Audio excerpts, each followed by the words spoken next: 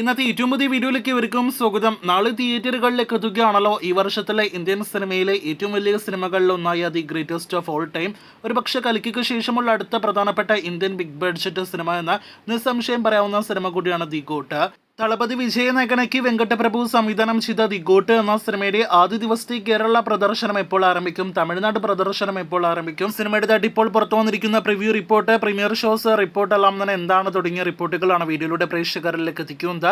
ആദ്യമേ പ്രിവ്യൂ റിപ്പോർട്ടിലേക്ക് വരികയാണെങ്കിൽ ഇതിനോടകം തന്നെ വെങ്കട്ടപ്രഭു, പ്രേംജി ഉൾപ്പെടെയുള്ള സിനിമയുടെ അണിയറ പ്രവർത്തകരെല്ലാം തന്നെ ചിത്രത്തിൽ വൻ കോൺഫിഡന്റ് ആണ് എന്ന് വ്യക്തമാണ്.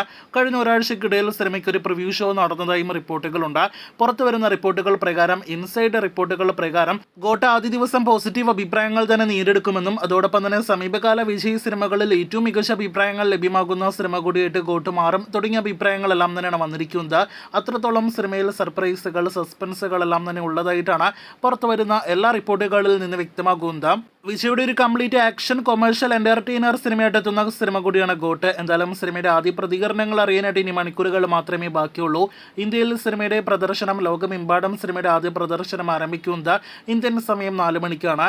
അതേ പുലർച്ചെ 4 മണിക്കാണ് കേരളത്തിലും സിനിമയുടെ ആദ്യ പ്രദർശനം ആരംഭിക്കുന്നത്. സമീപകാല തളപതി വിജയ് ചിത്രങ്ങളിൽ ഏറ്റവും ദൈർഘ്യമേറിയ സിനിമ കൂടിയാണല്ലോ ഗോട്ട്. ചിത്രത്തിന് 3 മണിക്കൂറിലധികം ദൈർഘ്യമുണ്ട്. സിനിമയുടെ ഫാൻ ഷോ ഉൾപ്പെടെയുള്ള കേരളത്തിലെ ആദ്യ പ്രദർശനം രാവിലെ 4 മണിക്കാണ് ആരംഭിക്കുന്നത്. 3 മണിക്കൂറിലധികം ദൈർഘ്യമുള്ള സിനിമയുടെ ആദ്യ യഥാർത്ഥ പ്രതികരണങ്ങൾ രാവിലെ 8 മണിക്ക് മുന്നേ തന്നെ കേരളത്തിൽ നിന്നും ഒപ്പം തന്നെ വിദേശ രാജ്യങ്ങളിൽ നിന്നെല്ലാം തന്നെ പുറത്തുവരും.